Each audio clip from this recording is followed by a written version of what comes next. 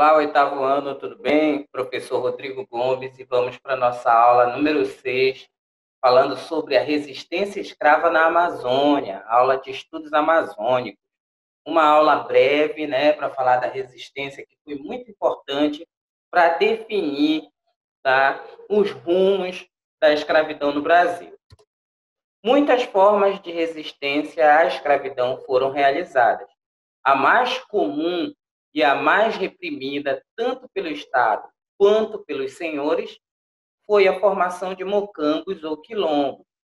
E aí eles fugiam, os escravos fugiam e iam se embrenhar no meio da floresta, né, bem distante da cidade ou bem distante da fazenda que ele fugiu, mas a gente está se referindo à Amazônia, e quando a gente faz uma referência à Amazônia, nós temos aí a escravidão urbana, né? A escravidão nas cidades, principalmente de Belém, a região metropolitana aqui, que não era tão grande como é hoje, Benevides, São Luís do Maranhão. Então, essas são cidades, são áreas urbanas em que a escravidão, nós já falamos bastante, né, das funções dos escravos aqui nas cidades, então foi muito importante. Mas aí tinha a forma de resistência, eles fugiam para esses locais chamados de quilombos, mocambos, tá? Então, eles iam para lugares distantes, longe de qualquer possibilidade de resgate dele, de um capitão do mato, de um capanga ir atrás desse escravo fugido. E aí eles constituíam uma sociedade lá muito importante, cada um tinha função e eles recebiam todo mundo. Eles não recebiam apenas os negros fugidos, eles recebiam negros libertos, eles recebiam indígenas, eles recebiam também brancos, mestiços, aqueles que fora da lei, entenderam? Então, lá era um refúgio para as pessoas simples, para as pessoas em que era colocado à margem da sociedade. E cada um tinha uma função. Os indígenas eram muito importantes para eles. Os indígenas construíam barcos, construíam canoas. Então, cada um tinha um papel importante nessa sociedade, nesse contexto aí dos quilombos. Tá? Os mocambos e os quilombos eram locais distantes dos centros urbanos, formados em geral por escravos fugidos. Nesses locais, eles construíram suas próprias regras e suas próprias organizações social, mas não viviam isolados, como durante muito tempo se acreditou. E quando ele fala não viviam isolados, é porque acreditava-se que ali só eram negros escravizados, negros fugidos, então não tinha outro tipo de sociedade, outras pessoas ali. Tinha os indígenas, tinha brancos fugidos, tinham, vamos dizer, também os escravos libertos, né? Quando descobertos pelo poder público, os quilombos eram duramente reprimidos, sendo até destruídos pelas forças do exército. Então, era muito delicada a situação do negro nessa sociedade, nesse período, e ainda mais uma comunidade se formando ali, não é? Então, alguns anos atrás eu visitei um quilombo e a gente tem uma ideia de quilombo, muitos negros, escravos ou descendentes de escravos hoje, mas não. Há ali um comércio, há casas, há uma estrutura toda moderna. Tá? A gente já chega lá e tira toda aquela ideia de preconceituosa, uma ideia de que, não, lá só tem negros, filhos de escravos, não. Né? Então, há todo descendentes ali de indígenas, de mestiços, de negros, tá? Que lutam pela terra, que trabalham na terra. Por isso que é muito importante preservar os quilombos, que conta a raiz da história do negro, a raiz da história da escravidão, né, da triste história da escravidão e a raiz da nossa história do povo brasileiro, tá? Então é muito importante os quilombos. Então eles fugiam, era uma forma de resistência. E aí os senhores colocavam nos anúncios de jornal aqueles que fugiam e também aqueles para venda. Fugiu muito, foi recuperado, agora eu vou te vender. Tá? E aí a gente tem alguns anúncios de jornal da época. Aqui, o primeiro. Bonitos escravos à venda. Vende-se a preço razoável, bonitos moleques para pagagem.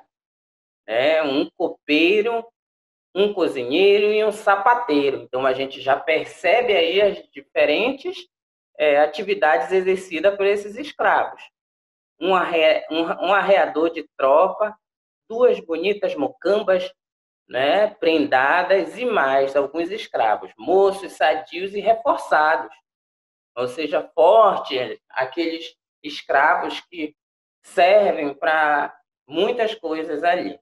Na rua Tabatinguera, chácara de Antônio Rodrigues Duarte Ribas. Então ele fazia toda uma propaganda, mas ele ou estava necessitado ou estava descontente com aquele escravo, tá? E aí, o segundo pequenininho lá embaixo, escravos fugidos.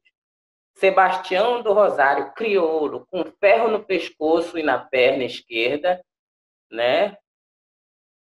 Macho com uma ferida na não sei aonde, direita, pescoço delgado, alto e cara redonda.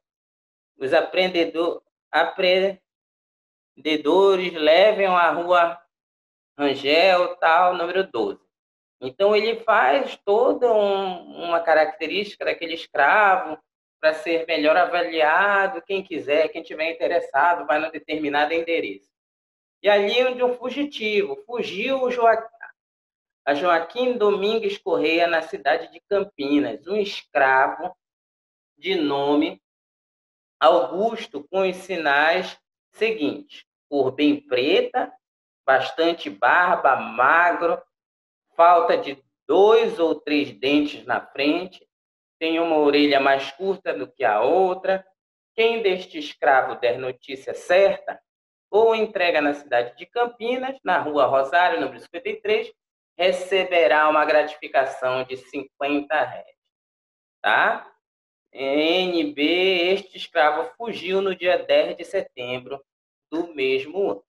Tá? Então, esses assuntos, e isso serve para a gente perceber a característica do momento, a característica do negro, né? E os motivos, a gente pode inferir e pensar nos motivos que eles fugiram. Outras formas de resistência.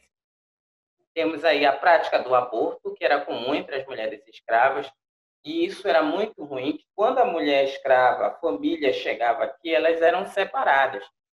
Né? O filho era separado da mãe, muitas vezes, do pai, e ela voltava a engravidar, ou já chegava grávida. Quando ficava grávida, ela não queria que o filho dela se tornasse um escravo. Então, ela abortava, né? É uma forma de resistência também, é uma forma trágica, né? E muitas vezes se suicidavam, que é outra forma, ou se tornavam assassinos, matavam seus senhores, tá? Morriam também de banzo, que é de tristeza.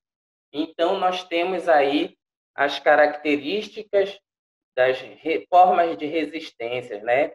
Uma que muito foi considerada resistência foi a capoeira, que é dança, luta, tá? Então, era considerada uma forma de resistência, chegou a ser proibida no Brasil, tá? A prática da capoeira. Então, vimos aí que os escravos resistiam, tentavam de todas as maneiras reverter aquela situação e muitas vezes não conseguia e se matavam, assassinavam seus donos, tá? Matavam, abortavam.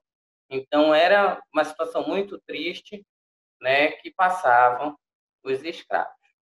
Até a próxima. Bom estudo a todos. Façam as atividades do capítulo, dos assuntos que nós já vimos, tá? Porque em breve nós vamos recolher os livros. Até a próxima. Tchau. Bom estudo a todos.